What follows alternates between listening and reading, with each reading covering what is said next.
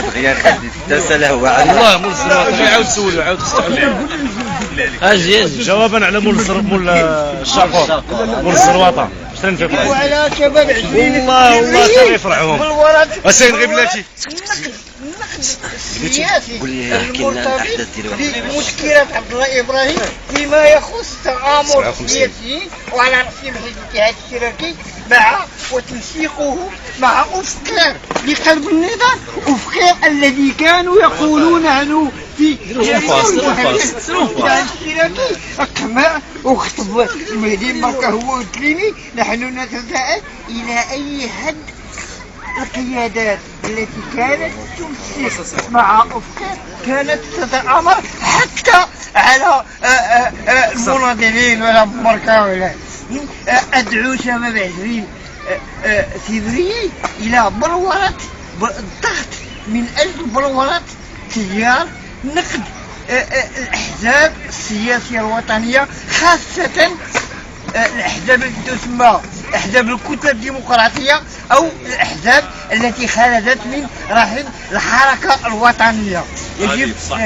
نقد ذاتي بالمفهوم الذي كان حزب الاتحاد الاشتراكي عندما كان في المعارضة وأيام مجلس الاتحاد الوطني لطلبة المغرب يعرف ماذا يعني بالنقد الذاتي السياسي.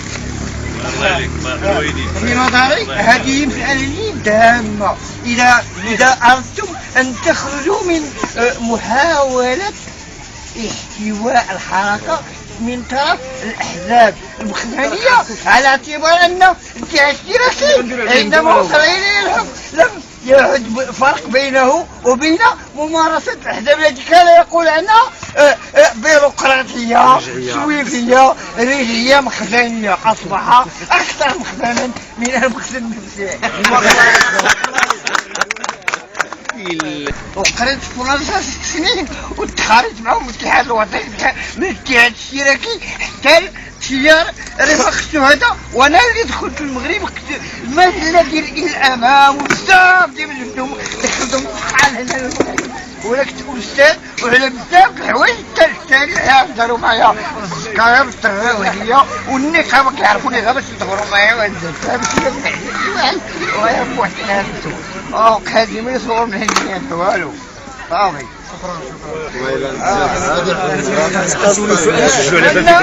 النقد السياسي ضروري فكل الشعوب تعول على ادواتها، ليس هناك شعب يتحرك بدون الادوات السياسيه التي الحركه التي تؤثرها والتي يجب ان تتبلور في شكل سياسي ونقابي حتى المستوى الثقافي باش ما يبقاوش هاربين عليه غير الطريقه ديال الاتحاد كتاب المغرب والحماش والمثقفين بالنسبه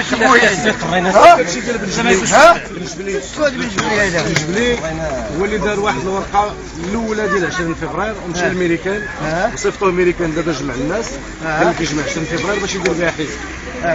انت كتفق مع هادشي اللي بغيت تقصد؟ لا ولكن هذا لا ماشي هادشي اللي بغيت نقصد. هذيك حركه 20 فبراير ما خصهاش لا انا ما كنقصدك ولكن كنفكرك، ولكن هذا يمكن يكون اطراف هذه يقول كتبوا واحد الجورنال هل الحركه هنا وفي العرب واش الفيسبوك ولا بالدرجه هو فشل الاحزاب الوطنيه الديمقراطيه والليبراليه اليسار واليمين هو اللي خلقوا واحتقان الدور بحال المغرب الحكومه واحد الواد الحكومه النيت كتحسس على الحكومه الفتاشه نقابه الاتحاد ديال شحال من اضراب دارت الفتاشه وايدوا الزعماء اللي مشاركين في هذيك الحكومه تتحسس على الحكومه. السيكليست شباب استقلال في الحكومه هو الوزير الاول. دابا المشكل المشكل بواتنا كانوا غير مقاومين ياك، ولكن هما كانوا منظمين وعارفين في عام 56 57 58 بان حزب الاستقلال حزب ديكتاتوري، وبان كانت عنده الميليشيات معروفه عليه في التقاليد السياسيه ديالو، الميليشيات التي تستعمل العنف كالعنف الذي يشير اليه المناضلون التقدميون اجهزه الدوله. شحال من البلطجه، شحال ديال الميليشيات ما كيعرفوش المخزن ولا الداخليه تعرفوا حزب الاستقلال، وعلى راسهم الميليشيا النيت ديال شوبات فاس وتورات حتى للشمال، مصحاب الحشيش والكوكايين حتى للضرب، حتى واش 400 واحد عطا لهم ديك الموجورات هكا باش يصوتوا عليه هو العائلات ديالهم. شكون اشي ولا مخافيه اعظم، مخافيه اعظم كيفاش حزب الاستقلال شكون قال لنا نتايا الانعاش الوطني كاع رؤساء المصالح من كلشي حزب الاستقلال داكشي اللي كاين. المستشفيات الوزيره غتمشي ياك، غتمشي لوزيره الصحه، ولكن رؤساء الاقسام بزاف ديال المناطق المسؤولين على الصيدله شكون كتلقى رئيس المصلحه حزب الاستقلال ما قاريش ولا ما نجحش في الانتخابات ولا كيطبر عليه بحال هكايا. في الانعاش الوطني كذلك. وهذا علاش حنا ما نكونوش بحال والدينا وكثر منهم نواجهوا ونفضحوا ممارسات ميليشيات حزب الاستقلال. حنا كانوا يجب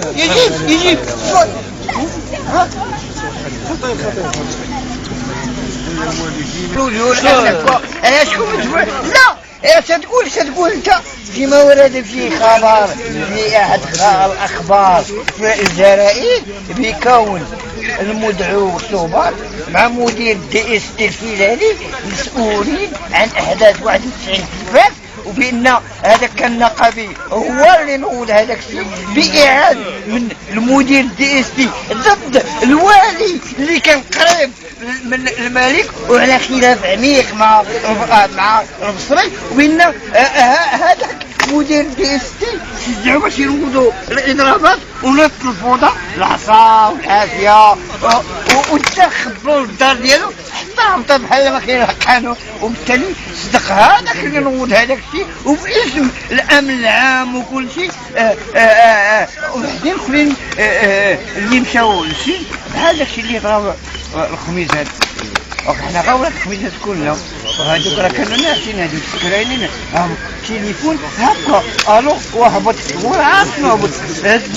الشاطور ديالك وهبط للسبيطار وبدا نوض الرجال داكشي اللي داروا شوف بحال هما لا شنو هو الموقف ديالكم من 20 فبراير؟ الموقف ديالكم من 20 فبراير؟ حركة الموقف ديالي حركة أسمين مطالبها وتعبر عن المطامح والمطالب وانتظارات الجماهير الشعبية التي لم تستطيع الحكومة أن تلبيها، والتي تعبر عكس ما تقول الحكومة. ليس هناك سلم اجتماعي ولكن هناك احتكار اجتماعي، وهناك سياسات تعتبر استمرار لتقاليد سياسة تهميشية التقارير التي كانت الأحزاب الكبرى تجدد بها أصبحت اليوم تشاركها، وبهذا الصدد تعتبر حركة 20 فبراير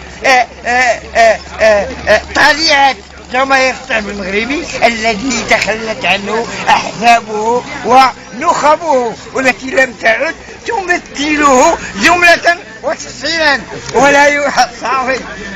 هذاك